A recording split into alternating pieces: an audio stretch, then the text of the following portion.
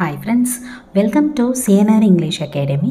இன்னைக்கு வீடியோவில் UGTRB இங்கிலீஷில் பார்ட் 4 பார்க்குறோம். ஆல்ரெடி எக்ஸாம் ஸ்பெஷலில் 3 பார்ட் கொடுத்துருக்கோம். பார்க்காதவங்க டிஸ்கிரிப்ஷனில் லிங்க் இருக்கும், பார்த்து யூஸ் பண்ணிக்கலாம். இந்த வீடியோவில் ஏஜ் ஆஃப் மில்டனை பற்றி பார்க்க போகிறோம். ஸோ அவங்க எல்லாருக்குமே தெரியும், ஏஜ் ஆஃப் மில்டன் அப்படின்னு சொல்லும்போது it is also called as Puritan age அப்படின்னு சொல்லுவாங்க. Okay, on that fine note move on to the topic. So age of Milton இந்த டாப்பிக்கில் எந்தெந்த மாதிரியான கேள்விகள் நமக்கு வரும், அந்த டைம் பீரியடில் என்ன நடந்தது, இம்பார்ட்டண்ட் ஈவெண்ட்ஸ் என்ன, எந்தெந்த மாதிரி மூமெண்ட்ஸ்லாம் வந்தது, ஃபுல் இன்ஃபர்மேஷன்ஸு உங்களுக்கு ஒரு ஜிஸ்டாக கொடுத்துருக்கோம் இந்த வீடியோவில். ஓகே, ஏஜ் ஆஃப் மில்டன் அப்படின்னு சொல்லும்பொழுது மில்டன் வந்து ஒரு பியூரிட்டன் நமக்கு தெரியும். So what is mean by Puritan? பியூரிட்டன்ஸ்ன்னு சொல்லக்கூடியவங்க யார் அப்படின்னு பார்த்தீங்கன்னா, இந்த ரோமன் சர்ச்சில் இருந்து பிரிஞ்சு தனியாக வந்து இங்கிலாண்டில் வந்து சர்ச்சஸ் வந்து ஆரம்பிச்சிருப்பாங்க. அதனால் இங்கிலாண்டில் 16th and 17th செஞ்சுரிஸில் வந்து ஒரு இயக்கமே வந்து உருவாகியிருக்கும். இதுதான் வந்து பார்த்திங்கன்னா பியூரிட்டானிசம்னு சொல்லக்கூடியது. ஏன் இதுக்கு பியூரிட்டானிசம் அப்படின்னு பேர் வந்துச்சு அப்படின்னு பார்த்தீங்கன்னா, ரொம்ப வந்து அவங்களோட பிரின்சிபிள்ஸை வந்து ரொம்ப ஸ்ட்ரிக்டாக வந்து ஃபாலோ பண்ணுவாங்க, டிசிப்ளினாக இருப்பாங்க. அந்த மாதிரி நிறைய கேரக்டரிஸ்டிக்ஸ் இருக்குது. அதில் பார்த்திங்கன்னா மில்டனும் ஒன்றும் விதிவிலக்கு இல்லை. அவருமே பார்த்திங்கன்னா ரொம்ப கண்டிப்பாகவும் நேர்மையாகவும் இருந்த ஒரு பியூரிட்டன். அண்ட் அதே மாதிரி இந்த பியூரிட்டன்ஸ் வந்து பார்த்திங்கன்னா அவங்களோட உரிமைக்காக ரொம்பவுமே வந்து போராடி இருப்பாங்க, அவங்களோட சுதந்திரத்துக்காகவும் ரொம்ப போராடி இருப்பாங்க. அந்த டைம் பீரியட் வந்து பார்த்திங்கன்னா 1625 1660 வரைக்குமானது. அதே மாதிரி இந்த பியூரிட்டன் பீரியடை வந்து செகண்ட் ரெனைசன்ஸ் அப்படின்னும் காரணப்படுத்துகிறாங்க, அண்ட் அதை கூப்பிடவும் செய்கிறாங்க. அதே மாதிரி பியூரிட்டனோட அதர் நேம்ஸ் எல்லாம் என்னென்னு பார்த்திங்கன்னா, அவங்க செயின்ஸ் அப்படின்னு அழைக்கப்படுறாங்க, SAINTS, அண்டு ப்ரொஃபஸர்ஸ் அப்படின்னு அழைக்கப்படுறாங்க, அண்டு காட்ஸ் சில்ட்ரன்.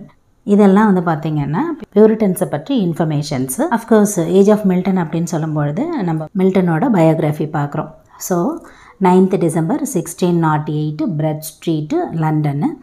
அண்ட் அவரோட டெத்து பார்த்திங்கன்னா 8th November 1674 லண்டன்.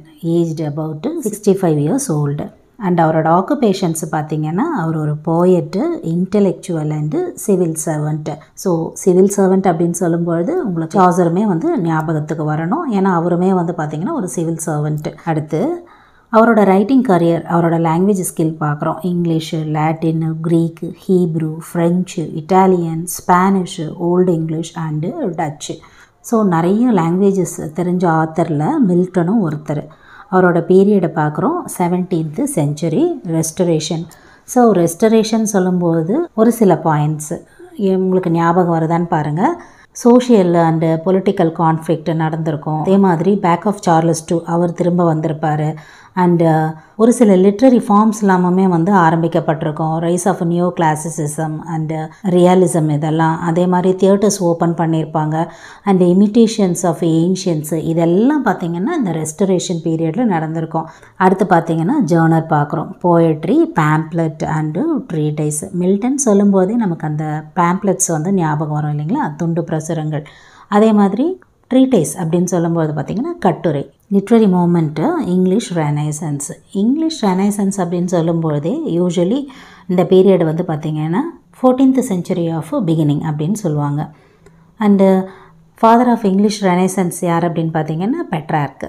1304 1374 வரைக்குமானது. அடுத்து இந்த டைம் பீரியடில் நடந்த major historical and literary events. So 1642 இருந்து அப் டு 1660 வரைக்குமானது ஒரு ஜிஸ்ட்டு சொல்கிறேன். அதுக்கப்புறம் இதில் இருக்கக்கூடிய பாயிண்ட்ஸை நம்ம பார்க்கலாம். 1642 சிவில் வார் பிகின்ஸ். இந்த சிவில் வார் அப்படின்னு பார்த்திங்கன்னா இந்த உள்நாட்டு போர்கள் நடக்கும். இந்த சிவில் வார் வந்து 3 சிவில் வார்கள் நடக்கும். என்னென்னா, ஃபஸ்ட்டு சிவில் வார் வந்து பார்த்திங்கன்னா 1642 இருந்து 46 வரைக்கும், அதாவது 1642 46 வரைக்கும். செகண்ட் வந்து பார்த்திங்கன்னா 1648 49. தேர்டு வந்து 1649 51 வரைக்கும். எதுக்கு நான் தமிழில் சொல்கிறேன் அப்படின்னு பார்த்திங்கன்னா ஈஸியாகவே வந்து ரிலேட் ஆகும் அப்படின்றதுக்காக. ஸோ 3 சிவில் வார்களோட இயர்ஸ் இந்த உள்நாட்டு போர்கள் வந்து நடந்திருக்கும். அதோட இம்பேக்ட் வந்து பார்த்திங்கன்னா நிறைய இறப்புகள் வந்து நிறைய நடந்திருக்கும். அண்டு 1653 வந்து பார்த்திங்கன்னா ஆலிவர் கிராம்வெல் வந்து இந்தியாவோட லார்ட் ப்ரொடெக்டராக ஆகியிருப்பார். அதுக்கப்புறம் 1658 பார்த்திங்கன்னா அவர் இறந்துருவார். அண்ட் அவரோட சன் ரிச்சர்ட் வந்து நியூ ப்ரொடெக்டராக வருவார். அண்ட் இதெல்லாம் நடந்ததுக்கு அப்புறமா பார்த்திங்கன்னா 1660 பிகினிங் ஆஃப் ரெஸ்டரேஷன் வந்து ஸ்டார்ட் ஆகுது. ஸோ 1642 1660 வரைக்கும் என்ன நடந்ததுன்னு ஒரு ஜிஸ்ட்டு அண்ட் ரெஸ்டரேஷன் வந்து ஸ்டார்ட் ஆகிறது வரைக்கும் நம்ம பார்த்தோம். அதோட ஜிஸ்ட்டு தான் இங்கே கொடுத்துருக்கோம். 1642 civil war begins. 1642 closure of public தியேட்டர்ஸ்லாம் வந்து க்ளோஸ் பண்ணியிருப்பாங்க. அந்த பாயிண்ட்டை நான் அதில் சொல்லலை. அடுத்து பார்த்திங்கன்னா 1649 சார்லஸ் I எக்ஸிக்யூட்டட், தலை வெட்டிட்டு இருப்பாங்க. அடுத்து 1653 Oliver Cromwell becomes land protector. And 1658 Oliver Cromwell dies and his son Richard succeeds. 1660 the restoration begins. Charles IIவோட அசெஷன், அவர் அரியணை ஏறுதல். அதுக்கப்புறம் பார்த்திங்கன்னா 1660 Anne Marshall first women on English stage. மறுபடியும் பார்த்திங்கன்னா அப்போ க்ளோஸ் பண்ண தியேட்டர்ஸ்லாம் 1660 வந்து ஓப்பன் பண்ணியிருப்பாங்க, ரீஓப்பன் பண்ணியிருப்பாங்க. அடுத்து வந்து பார்த்திங்கன்னா மில்டனோட ஃபேமஸ் ஒர்க்ஸ்லாம் பார்க்குறோம். 1631 அண்டு 1645 வந்து பார்த்திங்கன்னா Milton's Allegro and Penseroso. Sorry for the mistake, இந்த இடத்துல பார்த்திங்கன்னா பென்சிரோசோன்னு வரணும், PENSCROSO அப்படின்னு வரணும். Kindly make a note of it. இது வந்து மில்டனோட ட்வின் போயம் அப்படின்னு சொல்லுவாங்க. அண்ட் இட்ஸ் லிரிக் போயமும் கூட. இந்த அல்லிக்ரோ அண்ட் பென்சிரோசோ அப்படின்றது என்னென்னு பார்த்தீங்கன்னா மில்டனோட கம்பேனியன் போயம். அது எதை வந்து இந்த அல்லிக்ரோ அப்படின்றது மென்ஷன் பண்ணுதுன்னு பார்த்தீங்கன்னா highlights a happy emotions of a spring day. ரொம்ப ஒரு சந்தோஷமான விஷயங்களை மட்டும் சொல்லக்கூடியதாக இருக்கும். அண்டு பென்சிரோசோ வந்து பார்த்திங்கன்னா அதுக்கு அப்படியே ஆப்போசிட்டாக ரொம்ப மோர் சீரியஸ் ஆஸ்பெக்ட் ஆஃப் லைஃப்பை வந்து உங்களுக்கு டினோட் பண்ணும். அடுத்து பார்த்திங்கன்னா 1637 லிசிடஸ் பாஸ்டோரல் எலிஜி. ஸோ பாஸ்டோரல் எலிஜி அப்படின்னா என்னென்னா ஒரு இழப்பின் வருத்தம். இன்னும் கலோக்கியெல்லாம் சொல்லப்போனால் ஒப்பாரி வகையை சார்ந்தது அப்படின்னு சொல்லலாம். இதுவுமே பார்த்திங்கன்னா ஒரு ஜேர்னரு. அண்டு இதை வந்து க்ரீக்கில் வந்து இன்னொரு பேர் இருக்குது. ஒருவேளை இப்படி கூட கேட்குறதுக்கு வாய்ப்பு இருக்குது. ஒன்றுத்துக்குமே ஜேர்னரு அதோட வேறு பேர்லாம் என்னென்னு தெரிஞ்சுக்கணும்னு சொல்லுவோம் இல்லையா. அதில் பார்த்திங்கன்னா க்ரீக்கில் வந்து பியூகோலிக் அப்படின்னு சொல்கிறாங்க. அதாவது BUCOLIC பியூகோலிக் அப்படின்னு சொல்கிறாங்க. பொதுவாக இது வந்து பார்த்திங்கன்னா இந்த பாஸ்டோரல் எலிஜி வந்து ஷெப்பர்ட்ஸ்க்கு ரிலேட்டாக இருக்கக்கூடியது. இந்த மேய்ப்பர்களை பற்றி நிறைய இன்ஃபர்மேஷன்ஸ் அதில் இருக்கும். ஸோ வாட் இஸ் லிசிடஸ் அப்படின்னு பார்க்கலாம். Lycidas is a poem by John Milton written in 1637 as a pastoral elegy. It first appeared in a 1638 collection of elegies just Edward King Naufrago and dedicated on the memory of Edward King. அதாவது king எட்வர்டை வந்து நினைவூட்டும் விதமாக, அதை commemorate பண்ணுற விதமாக வந்து இந்த Lycidas வந்து பாடப்பட்டிருக்கோம். அடுத்து பார்த்திங்கன்னா ஆரியோபேஜெட்டிகா 1644 வெளியே வந்தது. Areopagitica a speech of Mr John Milton for the liberty of unlicensed printing to the Parliament of England is a 1644 prose polemic by the English poet, scholar and polemical author John Milton opposing licensing and censorship. So இது வந்து பார்த்திங்கன்னா ஒரு early modern இங்கிலீஷில் எழுதப்பட்டிருக்கும். இதோட நடை வந்து பார்த்திங்கன்னா ஏர்லி மாடர்ன் இங்கிலீஷில் இருக்கும். இந்த ஜேர்னர் வந்து எப்படி சொல்கிறது அப்படின்னு பார்த்தீங்கன்னா ஆரியோபேஜெட்டிக்கா வந்து ஒரு ஸ்பீச்சு, ஒரு ப்ரோஸு, ஒரு ட்ரீட்டைஸ். மறுபடியும் வந்து இதுக்கு 3 விதமான பேர் இருக்குது. இது வந்து என்னென்னா மில்டன் வந்து ஆர்கியூ பண்ணியிருப்பார். எப்படி வந்து அந்த ஒரு 4 விதமான டிஃப்ரெண்ட் டைப்ஸ் ஆஃப் ஆர்குமெண்ட்ஸை நம்ம ஆரியோபேஜெட்டிக்காவில் பார்க்கலாம். இந்த 4 டிஃப்ரெண்ட் ஆர்குமெண்ட்ஸில் ஃபஸ்ட்டு வந்து pre publication of censorship. Second வந்து quality of the book. Of course reading is beneficial, ஆனால் அந்த குவாலிட்டி ஆஃப் அ புக்கை பற்றி சொல்லியிருப்பார், அது செகண்டு. அண்ட் தென் தேர்டு பார்த்திங்கன்னா த ஃபைட் அகெயின்ஸ்ட்டு. யாருக்கெல்லாம் வந்து அந்த சண்டை வந்து அகெயின்ஸ்டாக இருக்கும் அப்படின்னு பார்த்திங்கன்னா ஸ்கேண்டலஸ், அதாவது அவதூறு பரப்புகிறவங்களுக்கு. செடிட்டியஸ் அப்படின்னா தேச துரோகம் செய்கிறவங்க. அண்ட் அதே மாதிரி லிபிலியஸ், மறுபடியும் பார்த்திங்கன்னா அவதூறு பண்ணுறவங்க. இந்த மாதிரி விஷயங்களுக்காக அந்த தேர்ட் பாயிண்ட்டை ரிவீல் பண்ணியிருப்பாங்க. ஃபோர்த்து வந்து பார்த்திங்கன்னா இங்கிலீஷ்மென் ஸ்டூபிட் அப்படின்னு சொல்லிட்டு ஒரு பாயிண்ட் இருக்கும். அதாவது the order will discourage learning and make the Englishman stupid. இந்த மாதிரி ஆர்டர்ஸ்லாம் கொடுத்து இப்படி பண்ணுறதுனால ஆல்ரெடி இருக்கக்கூடிய அந்த இங்கிலீஷ் ஆர்டர்மென் எல்லாம் நீங்கள் வந்து ஸ்டூபிட்னு நினச்சிட்டு இருக்கீங்களா அப்படின்ற மாதிரியான அந்த ஆர்குமெண்ட்ஸ் இருக்கும். அண்ட் அதே மாதிரி what about true liberty and who will deserve high price in society, இந்த மாதிரி நிறைய விஷயங்களை வந்து பேசியிருப்பாங்க. அது வந்து speech. So these are all the informations covered in Areopagitica. So அந்த ஃபேமஸ் ஒர்க்கு அது எந்த ஜேர்னரு, அதில் எந்தெந்த பாயிண்ட்ஸ்லாம் வந்து கவர் ஆகிருக்கும் அந்த மாதிரி இன்ஃபோஸ் தான் பார்த்துட்ருக்கோம். அடுத்து பேரடைஸ் லாஸ்ட், அஃப்கோர்ஸ் 1667 இது வந்து உங்கள் எல்லாருக்குமே தெரியும், ஒரு எபிக் போயம் blank வேர்ஸில் எழுதப்பட்டது. அண்ட் இதோட ஃபர்ஸ்ட் வேர்ஷன் பார்த்திங்கன்னா 1667 வந்திருக்கும். Okay, move on to the points of Paradise Lost. completes his epic poem Paradise Lost in 1674 after becoming blind ஆனதுக்கு அப்புறமா வந்து ஸ்டார்ட் பண்ணியிருப்பாங்க எழுதுறதுக்கு. The work which tells the story of Lucifer's rebellion in heaven and Adam's fall is an extended meditation on humanity's relationship with God, human nature and meaning of life.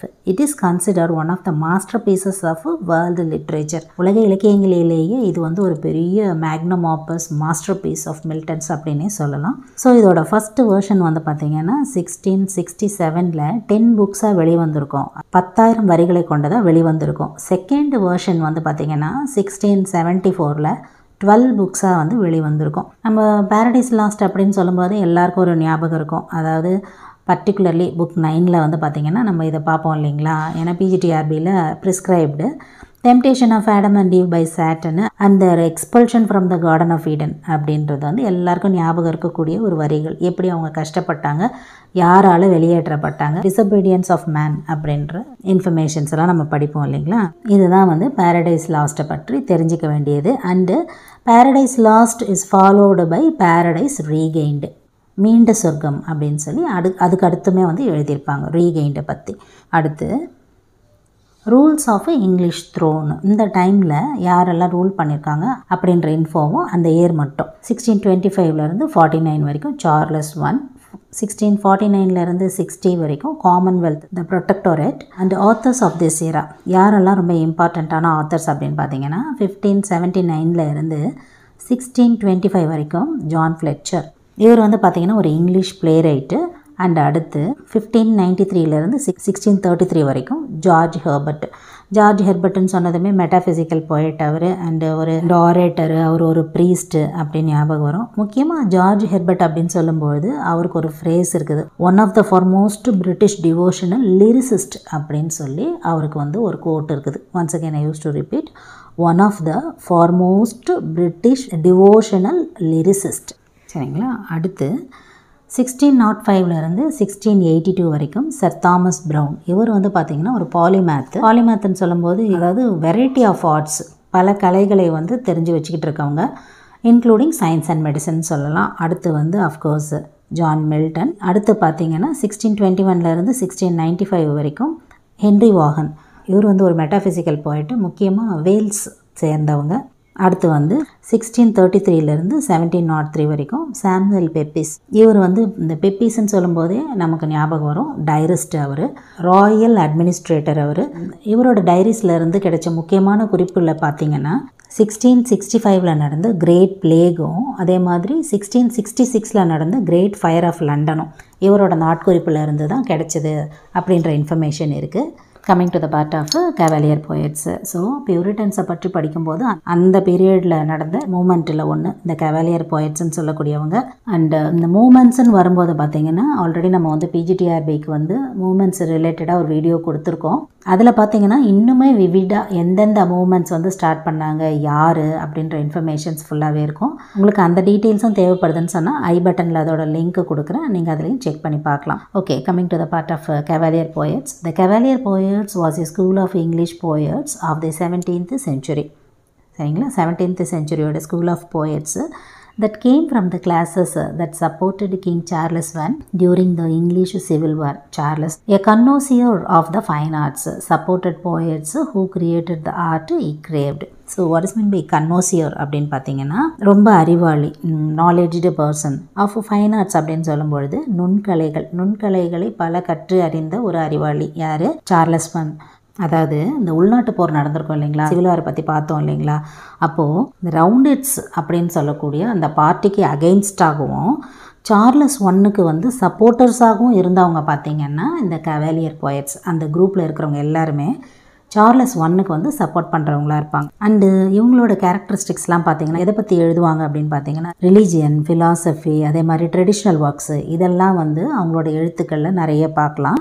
And அதே மாதிரி யாரோட ஃபாலோவர்ஸாக இருப்பாங்கன்னு பார்த்தீங்கன்னா ஒராஸ், ஓவிடு, அந்த மாதிரி இருக்கக்கூடிய போயட்ஸ் இன்ஃபர்மேஷன்ஸையும் ஃபாலோ பண்ணுறவங்களா இருப்பாங்க. And அதில் யார் இம்பார்ட்டண்ட்டானவங்கன்னு பார்த்தீங்கன்னா அந்த poets who are most generally agreed to be among the Cavalier poets are Robert Herrick, Richard லவ்லெஸ்ன்னு படிக்கணும். இங்கே லவ்லேஸ்ன்னு இருக்கும் இல்லைங்களா, ப்ரனன்சியேஷன் பாருங்கள், லவ்லெஸ் அப்படின்னு இருக்கும். அண்டு தாமஸ் கேரோ அப்படின்னு கொடுத்துருப்பாங்க இல்லையா, கேரி அப்படின்னு ப்ரொனன்சியேஷனில் இருக்க பாருங்கள். அண்ட் சர் ஜான் சக்லிங், இவங்க எல்லோரும் பார்த்திங்கன்னா ரொம்ப முக்கியமான கேவலியர் போயட்ஸில் வருவாங்க. அடுத்து பார்த்திங்க அவங்களோட இன்ஃபர்மேஷன்ஸை பார்க்குறோம் ஜஸ்ட் இன் 1 or 2 லைன்ஸில். ராபர்ட் ஹெரிக் பார்த்தீங்கன்னா 1591 to 1674 is notable among the Cavalier poets for not coming from an aristocratic background. His father was a goldsmith. Herrick graduated from the University of Cambridge in 1617 and was ordained in the Church of England in 1623. So அவரோட informations ரொம்ப simple லாங்குவேஜில் கொடுத்துருக்கோம். அவரோட famous work வந்து பார்த்திங்கன்னா 2 daffodils to the virgins. அடுத்து coming to the part of Richard Lovelace 1618 1657 வரைக்குமானது அவரோட time period. Came from a rich land owning family. He first became a courtier to King Charles at age 13 and went on to attend the University of Oxford 3 years later. அவரோட important works வந்து பார்த்திங்கன்னா to Althea from prison to Lucasta going to the wars அப்படின்றது வந்து அவரோட ஃபேமஸான work. அடுத்து Thomas carry பார்த்தீங்கன்னா 1595 1640 was the son of a distinguished lawyer. After attending Oxford, University, and briefly studying law himself, he worked as a secretary at several embassies in Europe and in 1630 became a royal courtier. அவரோட இம்பார்ட்டண்ட்டான work பார்த்தீங்கன்னா எ rupture, எ cruel மிஸ்ட்ரெஸ். அடுத்து வந்து John suckling period பார்க்குறோம் 1609 1641 வரைக்குமானது. He was a son of a prominent courtier to both Charles I and his father James I. அவங்க அப்பா வந்து பார்த்திங்கன்னா Charles I and James I, அவங்க 2 பேர்கிட்டையும் வந்து பார்த்திங்கன்னா ப்ராமினென்ட் கோர்ட்டியராக வந்து ஒர்க் பண்ணியிருப்பாங்க. He became a courtier himself in his early 20s and was known for his great love of playing cards and bowling, and his famous works are The Constant Lover and Why So Pale and Van Fond Lover அப்படின்ற work. அடுத்து பார்த்திங்கன்னா metaphysical poets. Cavalier poets எவ்வளோ இம்பார்ட்டண்ட்டோ அது மாதிரி இது ஒரு தனி ஜேர்னரு metaphysical போயட்ஸு. Metaphysical போயட்ஸ்ன்னு சொன்னதுமே ரீசெண்டாக கூட ஒரு வீடியோ கொடுத்துருப்போம். மெட்டாஃபிசிக்கல் போயட்ஸ் ரிலேட் பண்ணி சாமுவேல் ஜான்சன் ஞாபகம் வருவார். Lives of the most eminent English poets இல்லைங்களா, அவர் எழுதின புக்கு. அதில் தான் வந்து ஐடென்டிஃபிகேஷன் ஆஃப் மெட்டாஃபிசிக்கல் போயட்ஸு, மெட்டானா என்ன, ஃபிசிக்கல்னா என்ன, அந்த போயட்ஸ்லாம் வந்து எப்படி டிஃப்ரென்ஷியேட் பண்ணார், அவங்க எப்படியெல்லாம் எழுதியிருக்காங்க, இந்த மாதிரி நிறைய இன்ஃபர்மேஷன்ஸ் அதில் நம்ம பார்த்துருக்கோம். அதுவுமே உங்களுக்கு வந்து ஐ பட்டனில் அந்த லிங்க்குமே இருக்கும், பார்க்காதவங்க பார்த்து யூஸ் பண்ணிக்கோங்க. ஸோ ரொம்ப விவிடாக வந்து அதில் சொல்லியிருப்போம். Okay, coming to the part of metaphysical poets. The term metaphysical poets are coined by the critic Samuel Johnson to describe a loose group of 17th century English poets whose work was characterized by the intensive use of கன்சீட்ஸை வந்து use பண்ணி எழுதியிருப்பாங்க. And by a greater emphasis on the spoken rather than lyrical quality of their verse. அதுவுமே பார்த்திங்கன்னா இந்த idiom மாதிரி தான்.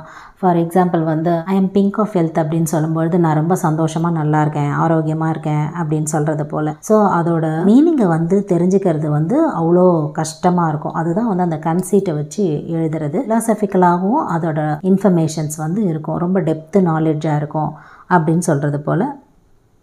அடுத்து பார்த்திங்கன்னா இம்பார்ட்டண்ட் மெட்டாஃபிசிக்கல் போயட்ஸில் John Donne playing a vital role.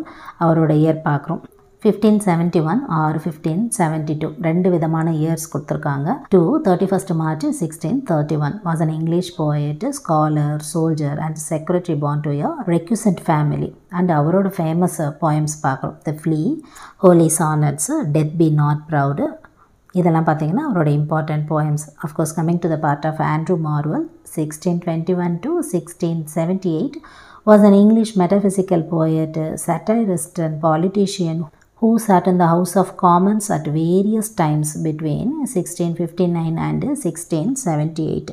அவரோட இம்பார்ட்டன்ட் போயம் பார்க்குறோம். To his coy mistress, The Garden, and this is the part of George Herbert. இவரோட டைம் பீரியட் பார்க்குறோம். 3rd April 1593 to 1st March 1633. was an English poet, orator and priest of the Church of England. His poetry is associated with the writings of யாரோடலாம் வந்து associate பண்ணியிருக்கேன்னா prose, musical settings and legacy. அவரோட important poems or famous போயம்ஸ்ன்னு பார்த்தீங்கன்னா the Altar, Easter Wings, Affliction, the Collar and the fully.